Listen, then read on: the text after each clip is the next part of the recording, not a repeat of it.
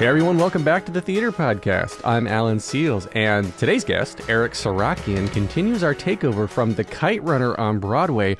Gosh, an amazing show, an amazing story. Again, if you haven't seen this, you've got to go see it. It sheds so much light on regions of the world and things that everybody needs to know about. Eric is such an amazing dude as well. He's a shy kid who found his home on the stage, which is a story we hear a lot of. He found his tribe and his chosen family. He's already had this amazing experience both in New York and in London's West End, and his career is just taking off. This is his Broadway debut. He went both here in the States to Yale and in London in the Royal Academy of Dramatic Art. Something he said resonated with me. He said he called Yale an education, but the Royal Academy acting training. So one was an education, one was training.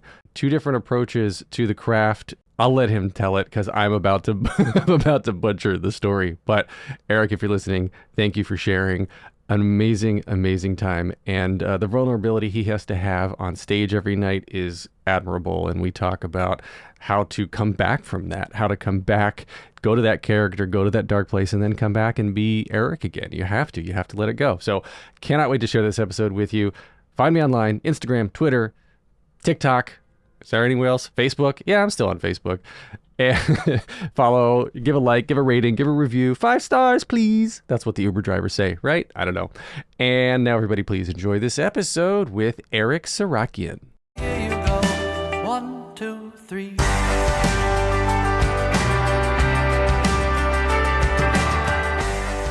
Today's guest is making his Broadway debut in The Kite Runner on Broadway, but he's an incredibly well-versed actor out of London with credits including The Jungle on the West End, Twelfth Night, The Comedy of Errors, and Pericles at the Shakespeare Globe. You can also find him in the upcoming Netflix film Havoc. Eric Sirakian, welcome to the Theater Podcast. Hi, Alan. Thank you so much for having me.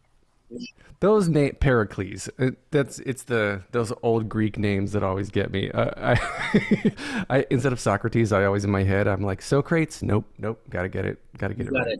You said it perfectly. So you went to, you actually studied at Yale and trained at the Royal Academy of Dramatic Art, which are 2 credits that definitely I want to cover because it's just incredible. But as a young lad, where did you first decide that this was your path, or did you fall into it, or was it a conscious choice? Several things I think contributed to this. I was an only child. I'm very shy. And so when my parents put me in my first acting class, which was like an acting class for kids, I was around 4 years old. It was like the best thing ever. I was, got surrounded by other kids, which was kind of rare for me, and I got to express myself in a way which, as a shy kid, was completely new and different. I think they say a lot of actors are shy. I think this is true. They tend to seem extroverted and larger than life when you meet them at parties, but secretly, deep down, I think a lot of them started as very shy kids. I did, my first kind of community theater production when I was 6 and caught the bug that way.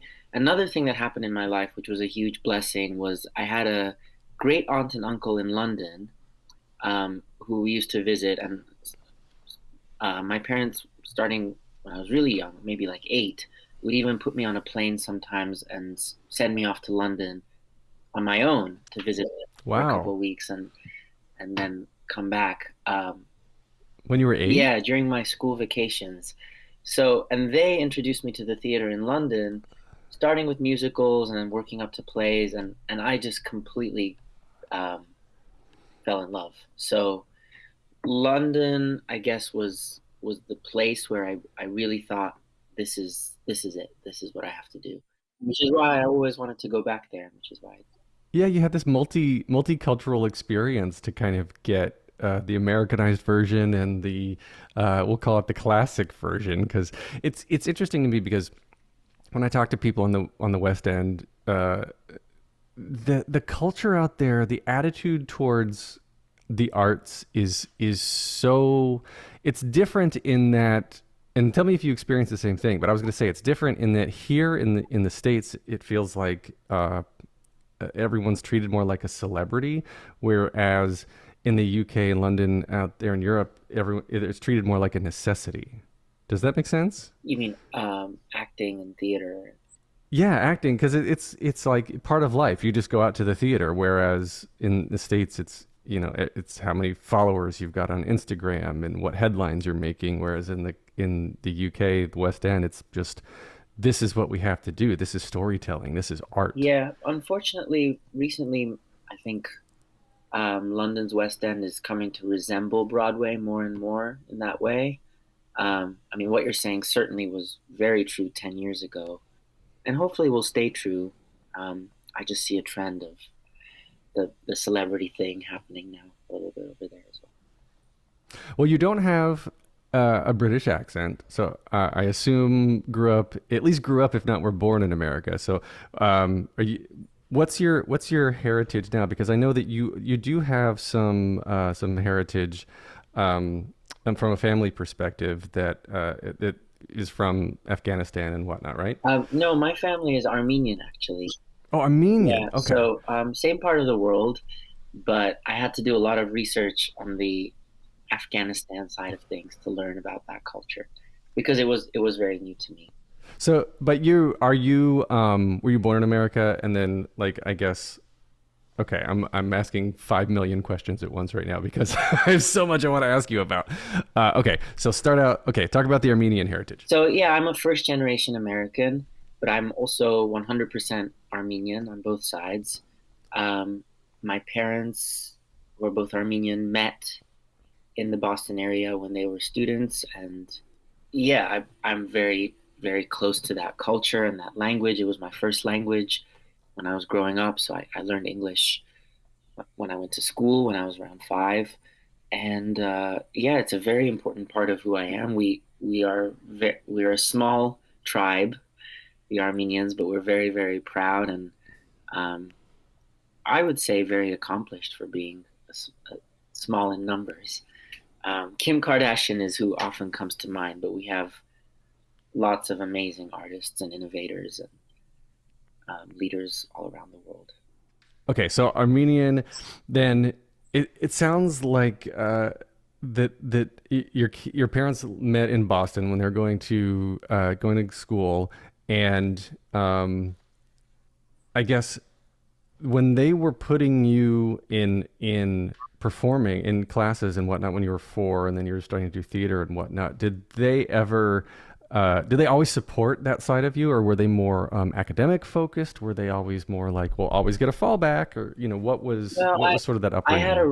I was really blessed as a kid, and I had a really amazing um, childhood because my parents let me try all kinds of things. So the acting class was like one of a dozen things maybe that I got to try, like playing the violin, playing soccer, camp, all kinds of stuff. Uh, which was such a blessing because I got to really find out what it is that I like. Um, I left no stone unturned, and sports definitely wasn't it. I wasn't very good at that, and I was very good at school. And I made good grades, but this is the thing that I loved more than anything. And in the beginning, of course, being immigrant parents from a particular culture and a particular mindset, in the beginning, of course, it was a little bit like, what, really? Are you sure that's what you want to do? Um, which is not unlike a conversation that happens between Amir and Baba in our play, where Amir Hmm. says, I want to be a writer, and Baba says, come on, get a real job, be a lawyer, be a doctor, whatever. So of course those conversations happened, and it was around high school, maybe when I was feeling really serious about it and talking like this is something I want to do. And I have to say I was really, really um, blessed to have parents who ultimately were very supportive because they saw how much I loved it. I think after a certain point, maybe in college, they saw that I was actually not terrible at it. And uh, yeah, combination, and they really enjoy it. They love the arts. They love music and theater, and it's a big part of um, their life anyway. So I think all of those factors came together for them to get behind it and get really excited. And then at Yale, did you study performing theater drama at Yale specifically, or was it Well, something different? it was the theater major was very academic. I was an English major and theater studies double major. The acting and the performing stuff that all happened outside of class. So I did loads of plays. I directed plays. I wrote plays, acted in plays, and it's the most awesome undergrad I think to well, I've only tried one, so I can't compare. But it was a really awesome undergrad to go to if you just want to get to make lots of theater because there was so much happening. There's so much talent, so many resources and support from the most amazing teachers and faculty who one of them came yesterday actually to see the show and surprised me. So, to this day, I feel their love and support. And it was very special. That I like that they sort of ask you to try the different facets of it, like acting and directing and writing and whatnot. And at any point, I kind of was curious and I wanted to, really, I wanted to really figure out what it is I love. And in the end, acting is the thing that rose above all the others. what is it about acting over the other forms of Well, entertainment, like I love writing, directing? writing too. I really love writing. It just feels that with acting and writing, you're really at the you're really at the center of telling the story. I loved directing, but for theater, I kind of felt like as a director, I was kind of a facilitator. My job was to get the best out of everyone who was actually up there, and I'm sure theater directors would disagree, and there's a lot more to it. And maybe I wasn't a very good one, but I, yeah, I love being in the fire, in the heart of what's happening. That's speaks to, I think, a different type of mindset because I like the idea of directing because directing I was going to say directing comes with the element of control. So if you like to control the bigger picture, you can be a director. But it also comes with the stress of being in charge because if things go wrong, it's your fault, more or less. It's in many ways a thankless job because you get a lot of blame and maybe not enough credit. Right. That's actually a really good point. If everything works, then it's just like, oh, look at that great lighting design. Look at that great solo over there. But yeah, if it doesn't work, it's like, well, yeah, you're right. Oh, that's horrible. Okay. All right. Remind me not to go into directing. Producing, that's different. That's fun because then you can help directors do their thing and create great actors. So the training though, you went to Yale, then to Royal Academy of Dramatic Art, and I guess so. Now you've gone to school. Not only have you performed in London on the West End and on Broadway now, but you've gone to school in London and in New York or Connecticut. We'll call this the New York area. So what was the difference for you in the training that you got at Yale versus the Academy of Dramatic Art? Like being out there in London, was it a different approach? I didn't get much training at Yale. Yale was an education. It was a chance to learn about the world. Learn all kinds of things. Uh, Learn about myself. Try a lot in terms of theater making and get an experience of it. But when we talk about training, that's what I got at drama school. That was like really, really practical um, elements of craft, how to use your body, how to use your voice, how to inhabit a character, how to, use text, how to get out of your head and live fully in the present moment, how to bring all of these elements together. They were very different experiences, and I think it's important and great for actors to know about the world, to have an education that's a little bit broader than just how to use your voice. So I feel really I keep saying blessed and lucky that I had that first, and I think it set me up really well to then just focus on the craft. There's a lot of craft in the Kite Runner. It is a very touching, very heartfelt, very I was gonna say intimate, if that's the right word. It's raw, and it exposes um, a lot about especially non-American culture that a lot of people just kind of take don't realize that they take their own lives for granted here in the States or other parts of the world, right? And so I guess real quick before we get into the actual like deeper topic of the Kite Runner, like can you summarize, are you practiced at this at summarizing the overall family story about that is the heart of the show? Oh, you want me to say what the show is about? Yes, more. That's a better way of putting Okay. it. Well, it's about two best friends. Uh, One is very rich and well off, has a wealthy businessman dad. The other is his servant. So wealthy dad and wealthy kid have servant dad, servant kid who live with them, in their estate and take care of everything. But these two kids, the servant and the rich kid, grow up together. They're best friends.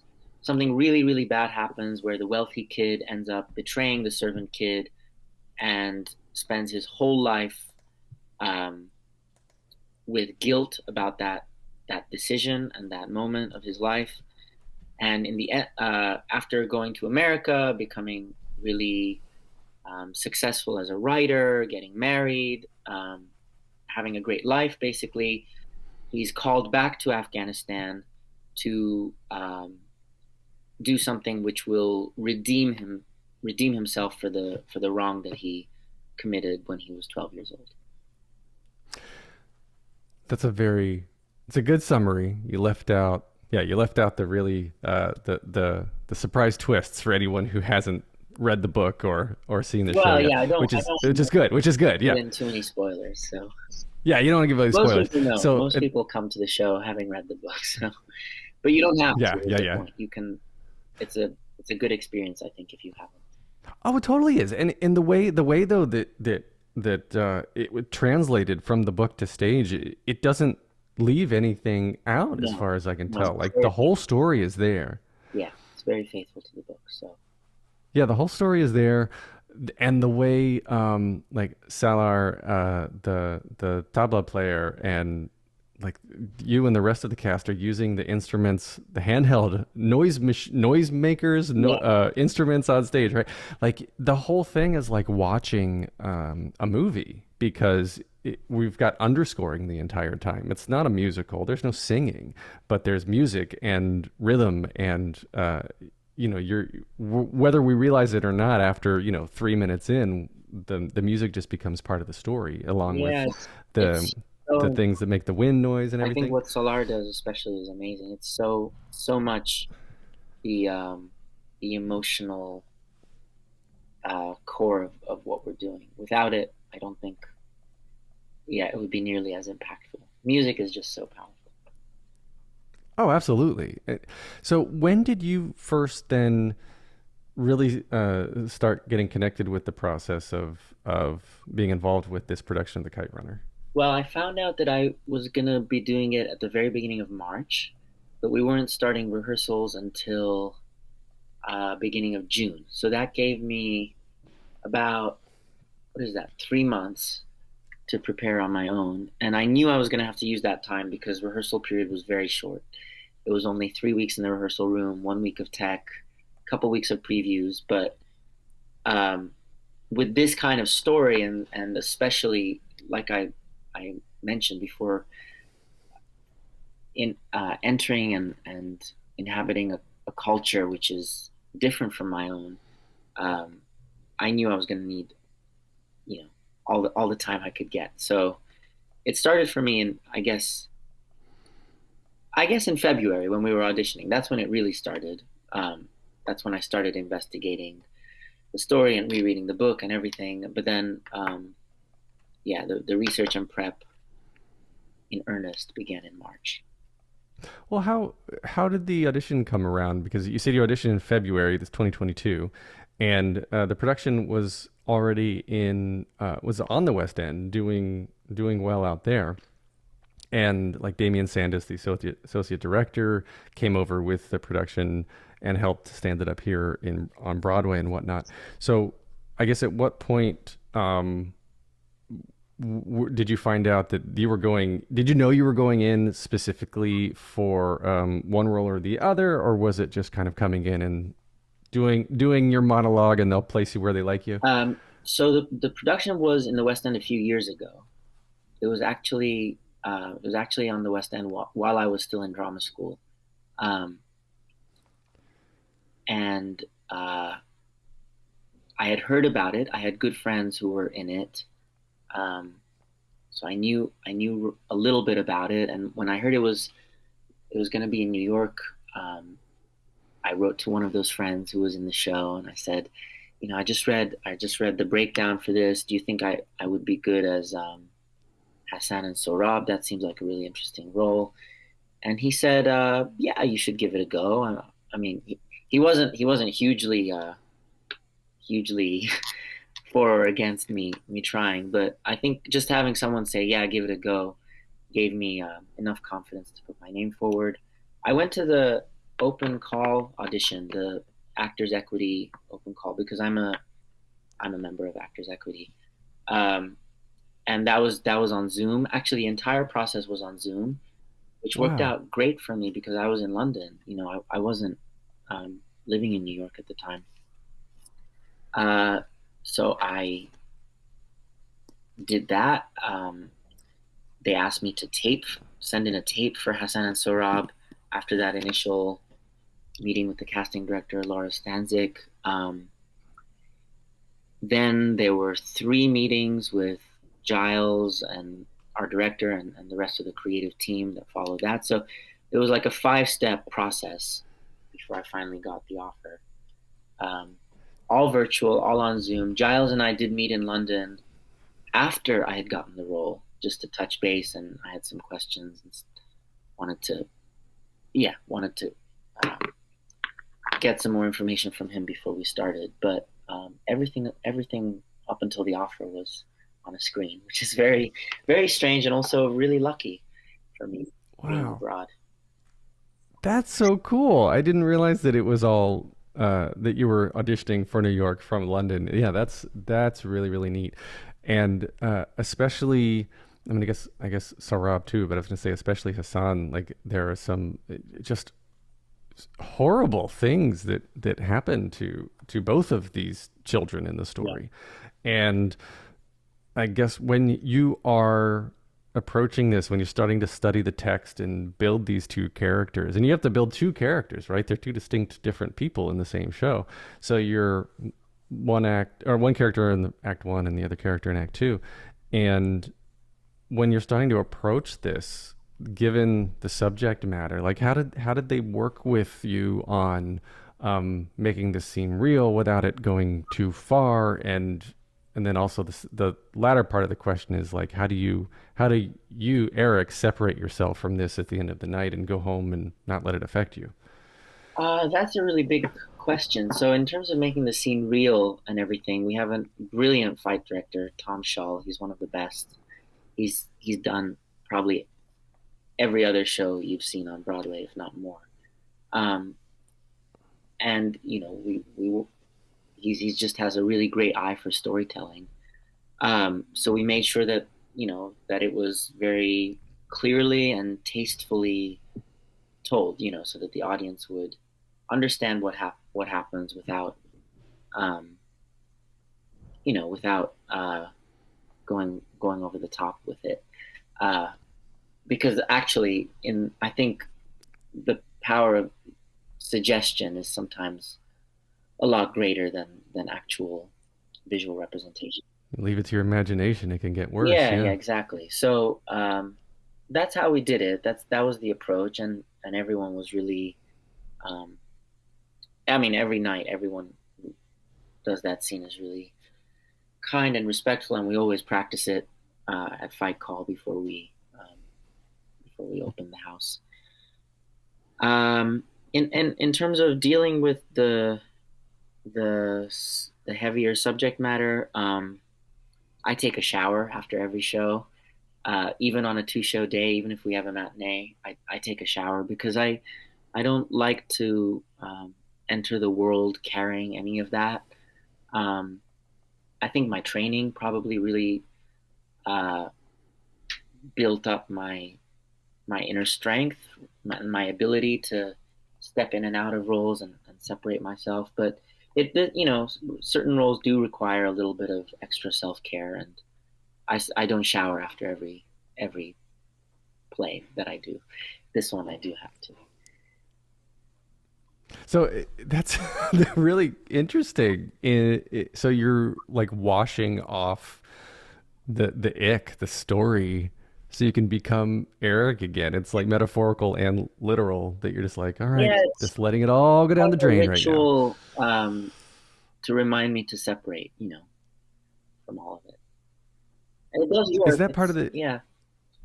Was that part of the training? Like, was that something you developed on your own, or did like part of the training that you received over life? Was they're like, you got to find something. You have to know that this. You need to find something that's going to help you separate and detach yourself from this character that you then flip a switch and can go back into 8 times a week.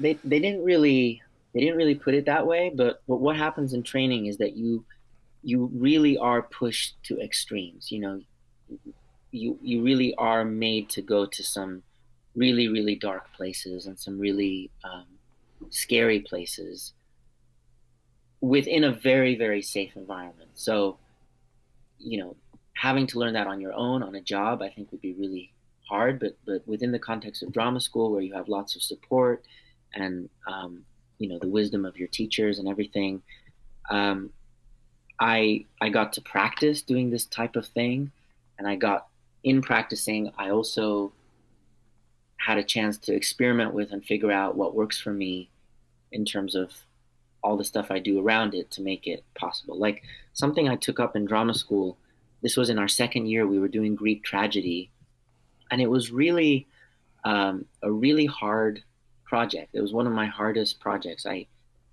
didn't have any fun. I mean, I really hated the process, and Hmm. I had to figure out what to do outside of all of that to deal with it. And what I took up meditation. So now I do TM, which is Transcendental Meditation. I was inspired by David Lynch, who's one of my favorite filmmakers, um, who practices TM as well. And it's a really simple technique of finding a little bit of quiet for yourself twice a day, once in the morning, once at night. Um, and like that, that's just something I reached for and came up and incorporated into my life based on what I was being asked to do in school. And I do it to this day. It's been more than 5 years, I think, that every day I meditate twice a day. So, things like that came out of the experience. It's not like my teacher said you should meditate. It's just having the chance to practice and try things and realize what I need in those 3 years. It really, That's tough.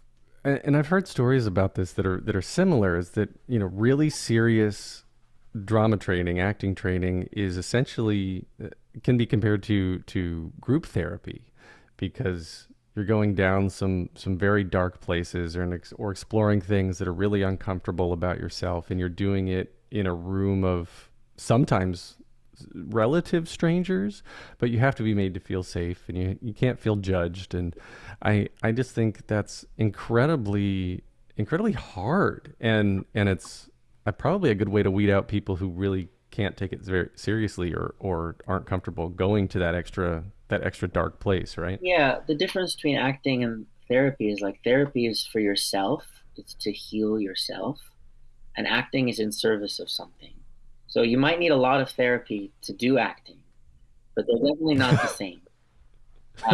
Obviously, yeah, you bring yourself to the acting, so you may need a lot of support outside of it in order to make that possible. Huh. Do you have a favorite moment from the Kite Runner that is not when you're on stage, when it doesn't have to deal with Hassan and Sohrab? Um, I love the wedding. I love the dances. I don't get to watch them because I'm at that point I'm upstairs in my dressing room getting ready for my entrance as Sohrab. But I hear the music and I hear the joy. And I have obviously I've seen it in rehearsals and in the dress. And that's one moment that I really wish I could have been a part of because it's, a moment of joy and authentic Afghan culture and um, dancing and music and Well, oh yeah, you mentioned this at the beginning that you had to learn a lot about Afghan culture, and then the show has a cultural advisor. Let me know if I'm saying her name right. Humaira yeah, Gilzai. yeah, Yeah. she's awesome. She's been so helpful. I play a Hazara character who is Hazara, um, which is an ethnic minority in Mm-hmm. Afghanistan. So first things that came to my mind when I got the part, I thought I have to learn the language and I have to learn about what, who these people are and what it means to be Hazara. So I found a PhD student at SOAS, which is a university at London, Rabia Khan, who was doing her dissertation on Hazaras. And I went and I met with her and I asked her a bunch of questions. She was really helpful. And she actually put me in touch with about a dozen members of the Hazara community in London and in New York, actually. And I wrote to all of them. Every single one responded. Every single one met with me. I had Wow. like 12 or so interviews with people, most of whom had very recently left Afghanistan, who were able to tell me about the Hazara history, culture, what it means to be in an ethnic minority, and all of the persecution that they faced over the years in Afghanistan. Um, I mean, it's just like unbelievable what these people have gone through, and unbelievable also is their resilience and their hope and their courage. And there was a policy of mass extermination of Hazaras in the 1890s, which set a precedent for these people being seen as like outsiders. They don't belong. They're not pure Afghans because Pashtuns are the dominant ethnic group, and um, these people are also Shia Muslim for the most part, whereas the majority are Sunni. So it was really a racist thing because they look different. They're called like the Chinese people of Afghanistan. They have slightly Asian looking features. Hmm. So a racist thing, which was justified by the religious thing, they were attacked on religious grounds, but really it was racist. And as recently as April, Hazara school was targeted. Some like 16 high school kids were killed. So this is ongoing, and to hear these people talk about their story, not as like ancient history, but as something that they're facing every single day.